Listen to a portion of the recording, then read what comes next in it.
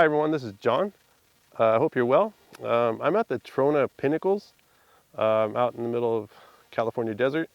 It's a place I've actually been wanting to come to for quite a while, but I always saw it was marked off by a dirt road, which I assumed you needed a 4x or off-road vehicle to get to, and I don't have that.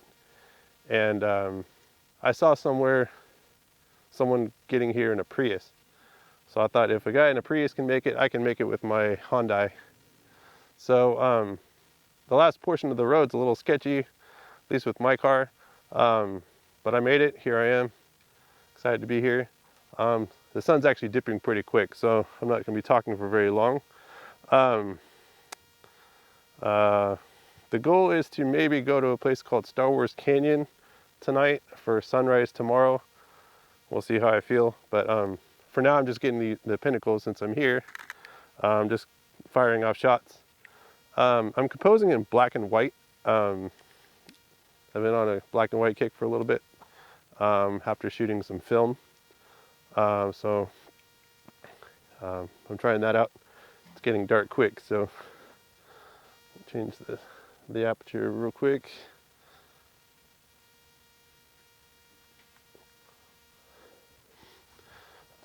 There we go. So I'm just set up with a tripod. I don't have a ton of time to explore the whole area, at least during sunlight. I do want to try some star photos once it gets dark. So I'm going real quick.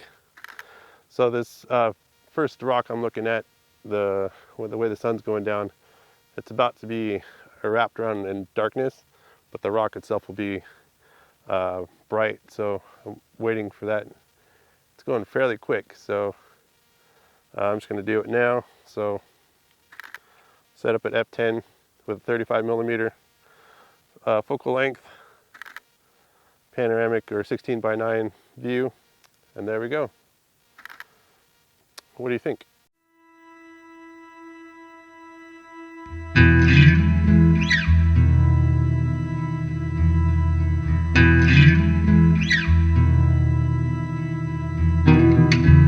So for this next shot, I actually just turned 90 degrees to my left. The sun's going down really quick, and there's butte that's just touched by light, and the moon's setting or rising, I guess, behind it, and it's almost a full moon. So pretty cool shot. So I just thought I'd go for that. I'm going to shoot at f16 just to make sure everything's in focus in one shot. Normally I don't shoot at that narrow of a depth of field, but here I am. I'll try it. Reason being I don't use that depth of field very often is because of, I forget the term, but diffraction, where actually everything's in focus, but things lose sharpness. So I'm just doing that real quick. What do you think?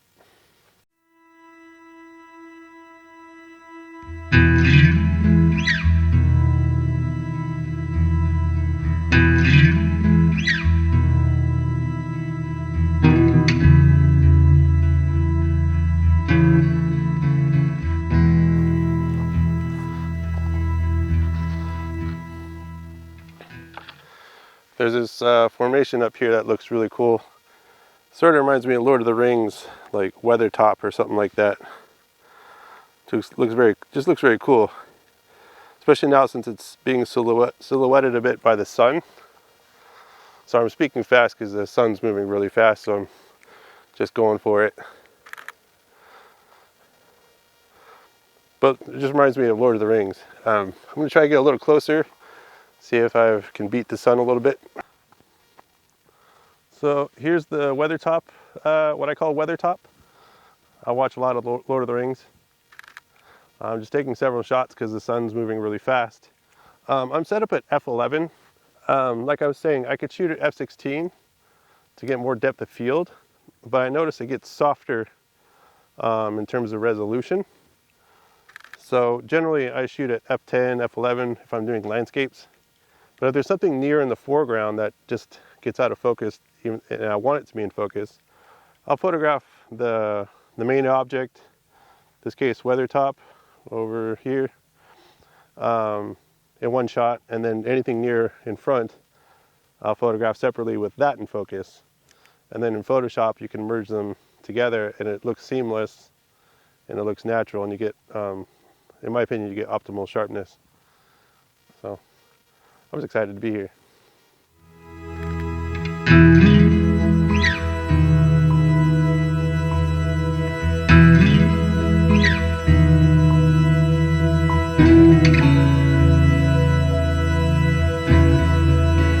Well, the sun's set and everything's in shadow, so I'm not leaving yet. I'm waiting until it gets dark.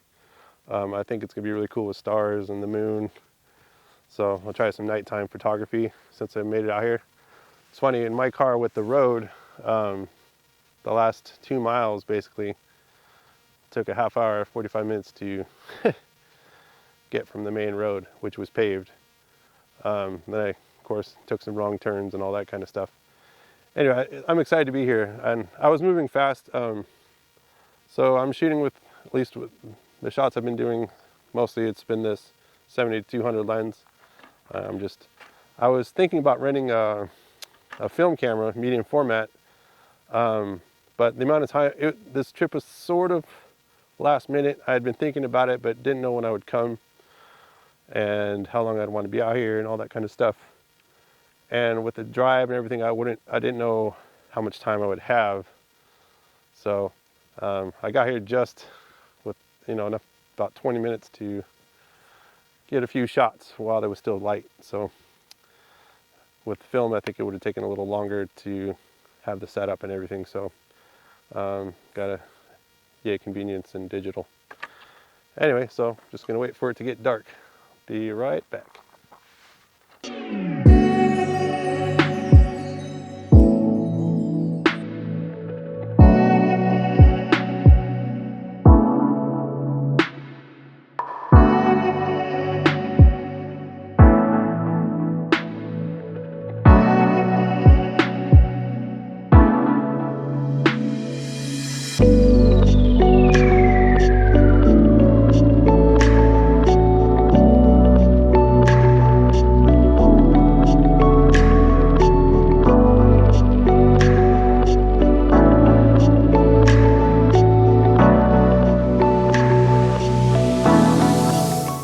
So it's dark out, my name's Captain Obvious. So it's finally dark out, the stars are finally coming out. Looks really cool. And with the full moon that's behind me, it's creating a side light on these formations, buttes, I don't know, pinnacles. I am at Pinnacles after all. It's also getting cold. I think in the middle of the night it's supposed to get down in the 20s. So that's cold for me. So normally I don't, I got excited when I first saw star photography, astrophotography.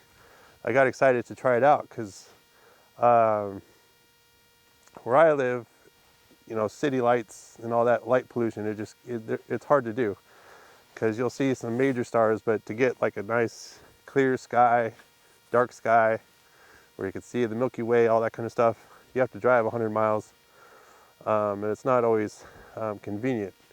And to be out at night, you got to plan for that. So anyway, I did a few times, and then it would get kind of boring because, okay, I point the camera straight up, and it feels like I could be anywhere. And the idea of astrophotography is cool. Then I started watching tutorials on it, watching how people would do it, and a lot of times I found out, it's semi-fake photography where it's a collage of exposures. I guess I shouldn't call it fake, but I assumed it's all one shot, as you see it, as you photograph it, that kind of thing. So you get exposures for the sky. I stutter a lot. The foreground, all that kind of stuff, and you put it together in Photoshop, and you have your astrophotography. And as fun as it was, it got boring pretty quick for me because I don't know, it just got boring because there was nothing much to look at in terms of foreground.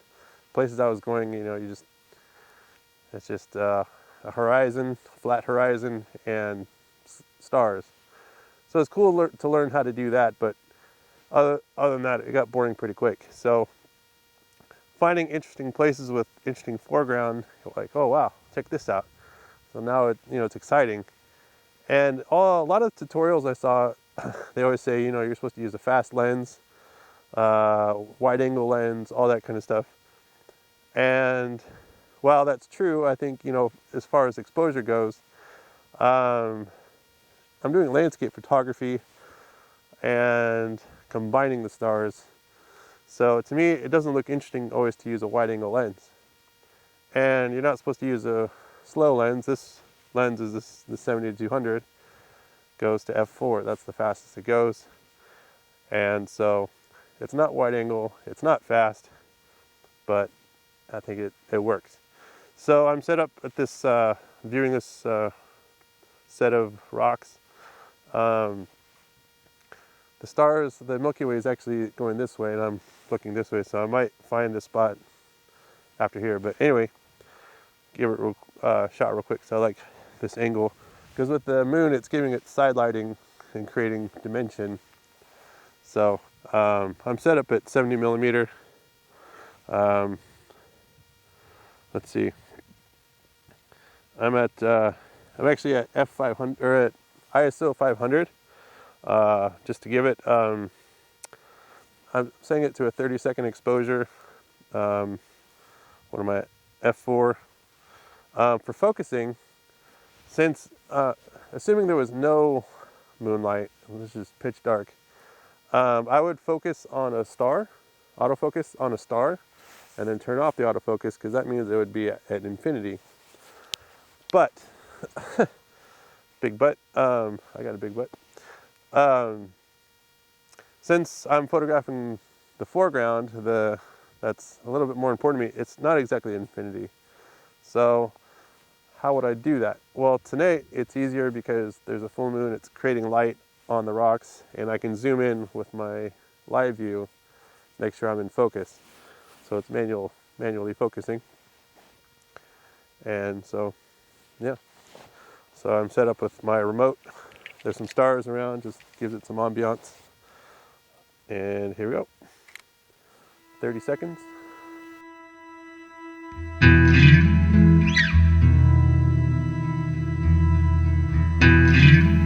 So I'm set up for one more shot before I leave. I'm actually low to the ground, and this rock in front of me, which is lit up by my light, which I'll turn off in a second, it's creating sort of a frame to this butte or pinnacle. And the stars are just to the left of it, and you can see the lights of the actual town of Trona. The original intent was also to capture some ghost town kind of stuff if there's anything abandoned. I'm also kind of hungry. I didn't really bring any food, so I'm gonna go check out the town. Anyway, before I leave, there's this shot. And as I was saying, in the first shot I was doing in the dark, I'm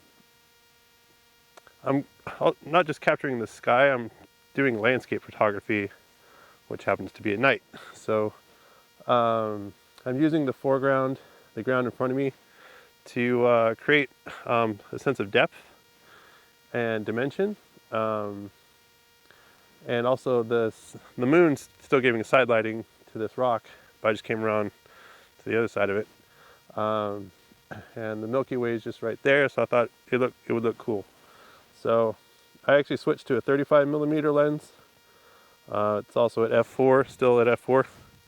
I might do a longer exposure, like maybe 2 minutes, just to see what that does. So check this out.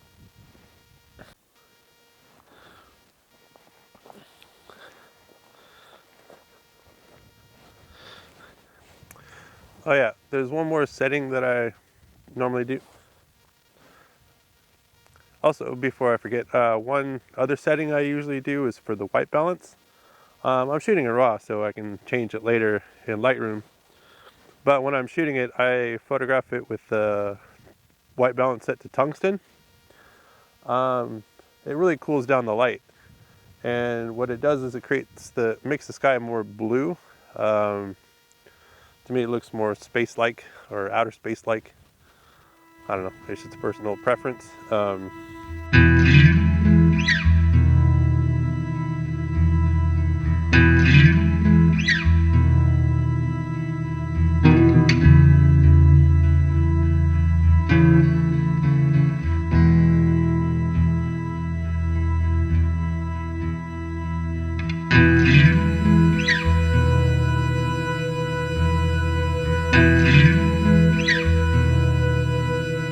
Well, I just made it into the town of Trona.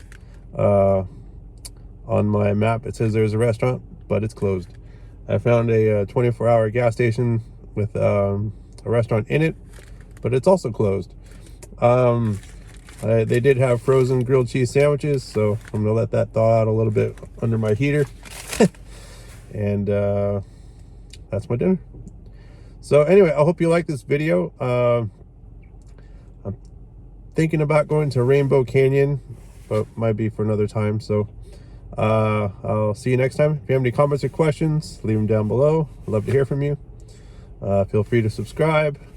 I'll see you next time. Bye.